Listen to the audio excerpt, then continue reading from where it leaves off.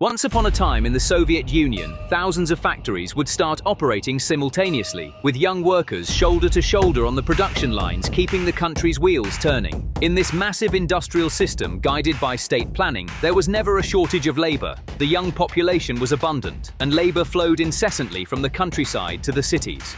But that country no longer exists. Russia is now visibly heading toward a demographic disaster. This demographic disaster is no longer confined to the warnings of independent analysts or dissident economists. It is now documented in official Kremlin documents and state reports that reach Putin's desk. The report presented to Vladimir Putin by Russian Labor Minister Anton Kotyakov on September 27, 2025, had a seemingly ordinary title on the surface. However, its content was devastating enough to shake the future of a state. The report clearly stated, by 2030, there will be a shortage of at least 3 million skilled workers in Russia. This was not a technical mismatch or a temporary labor market issue. It was a direct declaration of systemic collapse. So why this admission now, and why from the heart of the Kremlin? Because it is no longer possible to hide this reality. Factories are emptying, technical personnel cannot be found in cities, and the construction and infrastructure sectors are at a standstill. Hospitals are struggling to find doctors, schools are struggling to find teachers, and the defense industry is struggling to find engineers. Young people are avoiding registration at military recruitment centers, and on the battlefield, the number of young soldiers is decreasing day by day due to the intensity of the fighting. All of this crisis has actually created a deadly demographic collapse spiral, advancing simultaneously on 3 separate fronts, along with the Ukraine war started by Putin. Millions of soldiers, especially young men between the ages of 18 and 35, have either lost their lives or been seriously wounded on the front lines. This population loss has directly affected both the labor market and fertility rates. With the war, educated, skilled professionals fled abroad en masse. Between 2022 and 2024 alone, more than 700,000 highly educated Russian citizens left the country. And this exodus was not just a loss of people, but also a loss of future. The war, economic uncertainty, a repressive internal environment, and hopelessness about the future caused a historic decline in birth rates. In the January-June 2024 period, Russia recorded approximately 590,500 births, a decrease compared to the previous year. The total fertility rate is hovering around 1.4. This rate is almost half of the minimum threshold of 2.1 required for the population to sustain itself. In some regions of Russia, this rate has even fallen below 1. When these 3 crises converge, they herald not just economic stagnation, but a much deeper national collapse. Because demographics are one of the most fundamental factors determining a state's long-term military, economic, and social capacity, Russia is rapidly losing this foundation. However, Russia's demographic problems did not emerge with the start of the war in Ukraine. Their roots lie much deeper in the social and economic traumas brought about by the collapse of the Soviet Union. The chaos of the 1990s caused a massive decline in birth rates and an increase in death rates, fundamentally eroding the lower tiers of Russia's population pyramid. Although this decline slowed somewhat with Putin's rise to power and the relative stability provided by oil revenues, it was never completely reversed. Even before the war, Russia was an aging, shrinking, and labor-depleted country. Вот это государство вы сами и формировали. В значительной степени через подконтрольные вам политические и околополитические структуры. However, the war in Ukraine poured gasoline on this slow-burning fire, turning it into an uncontrollable inferno. These demographic apocalypse figures, documented in numbers, are the harshest truths that shatter the Kremlin's lies and propaganda. The report presented by Labor Minister Anton Kotyakov is the most striking evidence of the demographic and economic disaster Russia has been dragged into. Official statistics show that the unemployment rate fell to 2.4% in mid-2024, the lowest level since the post-Soviet era. However, this low unemployment rate is not a success, but a sign of the system's collapse. This is because even the central bank has been forced to admit the permanent shortage of personnel, the difficulty in finding qualified workers, and the fact that wages are rising faster than productivity. This is a sign of acute scarcity, not healthy competition in the labor market. The most shocking sentence in Kotyakov's report was stated directly in front of the Kremlin. By 2030, Russia will face a shortage of 3.1 million skilled workers. So, what does this 3 million gap mean? This shortage will hit sectors that are the cornerstones of the Russian economy, particularly manufacturing, construction, transportation, and science. You can produce tanks, but when there are no engineers, technicians, or skilled workers left to produce or operate those tanks, it means nothing. Siberia's vast natural resources may remain untouched, but without the manpower to extract, process, and transport them, these resources become an economic waste. Infrastructure projects cannot start, and industrial facilities cannot operate at full capacity. This is not just a temporary labor shortage, but a structural collapse. Even if the war ended today, there is neither a sufficient young population nor a brainpower to fill this 3 million gap. Analysts note that if the labor shortage exceeds 2 million by 2027, it is inevitable that Russia will permanently lose its status as an economically developed country. Behind a robotic arm standing idle on a factory production line, the silhouette of an empty, dark factory looms. The Kremlin is aware of this demographic apocalypse and is trying to compensate for the situation. However, we see that this compensation mechanism has lost its function. Traditionally, people from Central Asia who sent the most migrant workers to Russia now have alternative employment opportunities in other countries and in their own countries, while the Russian economy, with no expectations of rapid growth, is increasingly losing its appeal. According to Interior Ministry statistics, there are currently 3 to 3.5 million legal migrant workers in Russia. This figure was approximately 4.5 million before the COVID-19 pandemic and 5 to 7 million in 2012 to 2013. An increasing number of alternative destinations are opening up for migrants from Central Asia, including the European Union, the Gulf countries, Turkey, and South Korea. At the same time, growing xenophobia in Russian society and the persecution of Central Asians following the Crocus City Hall terrorist attack are making Russia an increasingly unattractive country as a labor market. Indeed, Russia has transformed from a destination to a source of migration. The invasion of Ukraine and the subsequent mobilization triggered the largest population migration in the last 20 years, with more than 700,000 people moving abroad. Since then, the initial surge in migration has slowed, but the population outflow appears set to continue on a smaller scale. Moreover, the possibility of new large waves of migration remains in the event of further mobilization, increased pressure, or serious economic disruption. All of this makes the current demographic crisis more dangerous than before. The collapse of the compensatory mechanism for natural population decline creates many risks, primarily in the labor market. Personnel shortages in key sectors are already slowing economic growth. By the end of 2024, Russian companies had a shortage of approximately 2.2 million workers, and nearly 70% of companies were experiencing labor shortages. This trend will only intensify.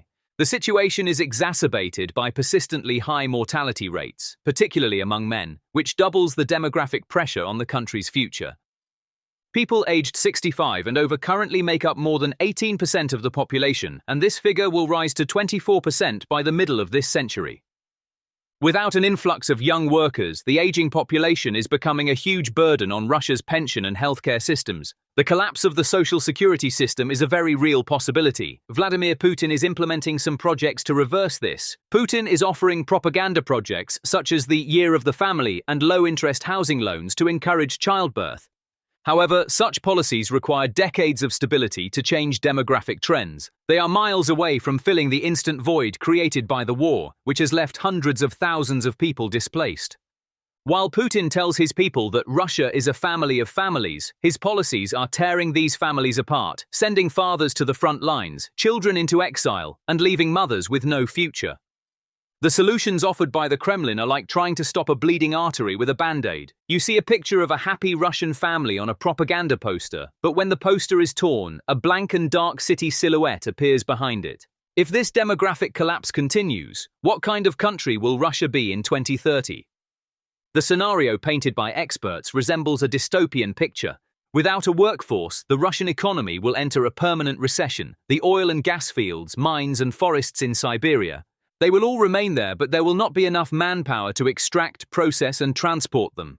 Industrial production will decline, and technological development will become impossible. Russia will remain an exporter of energy and raw materials, but it will be unable to process these resources efficiently or create added value.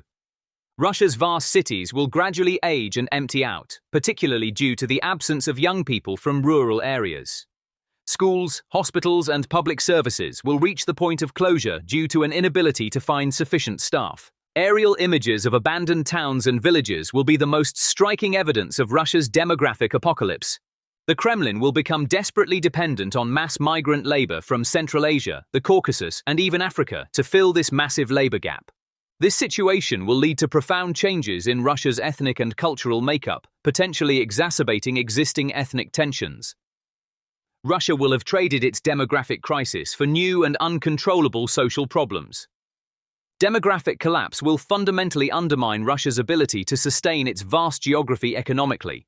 Without a labor force, it will become impossible to extract natural resources in Siberia, maintain infrastructure in the north, and defend the Far East against China's demographic pressure. This will become a threat even to the country's territorial integrity and national security. While attempting to seize territory from Ukraine, Putin will be putting his own country's territorial integrity at risk. Russia's demographic apocalypse will profoundly affect not only Russia's own fate, but also the course of the war in Ukraine and global security. A country with a collapsing internal front and depleted manpower cannot sustain a long-term war abroad. Russia's power on the Ukrainian front is directly linked to this demographic collapse at home. The prolongation of the war will only accelerate this demographic disaster. This will make Ukraine's military victory inevitable. Even more alarming is the prospect of a nuclear power being driven into political instability due to internal demographic and economic crises. If Putin's power wavers or uncontrollable chaos erupts within the country, the future of the nation with the world's largest nuclear arsenal will be plunged into uncertainty. This situation exponentially increases global risks and creates a potential disaster scenario for the entire world. So, what exactly awaits Russia in the coming period? First, even more desperate and unrealistic propaganda moves from the Kremlin. As the human and economic cost of the war increases, state television will tell more fantastical stories of victory and blame the West and internal enemies more fiercely. Second, plans to bring in workers en masse from Central Asia and Africa to fill the labor shortage. However, these plans will cause new tensions in the ethnic and social fabric of Russian society. Third, as the demographic crisis deepens, Putin's projects such as the Year of the Family will become even more of a laughingstock in the eyes of the public and will expose the regime's helplessness. So what can the West do in this situation? It is essential that export controls and financial sanctions are implemented in a coordinated framework between the US, the EU, the UK, and the G7 countries. The success of these policies lies not only in legal texts, but in practical transparency and enforcement power.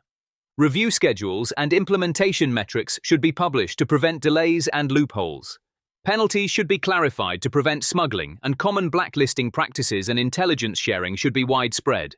For sanctions to be effective, comprehensive pressure must also be applied in areas such as freight, insurance, re-export, and payment services, because as long as these channels remain open, the Russian war economy will continue to breathe. To alleviate the burden on Russia's limited pool of engineers and technicians, particular focus should be placed on the following areas: precision machine tools, advanced chips and semiconductors, specialty chemicals, and micro-optics and power electronics used in guidance systems. These areas are the narrow bottlenecks that fuel Russia's war capabilities.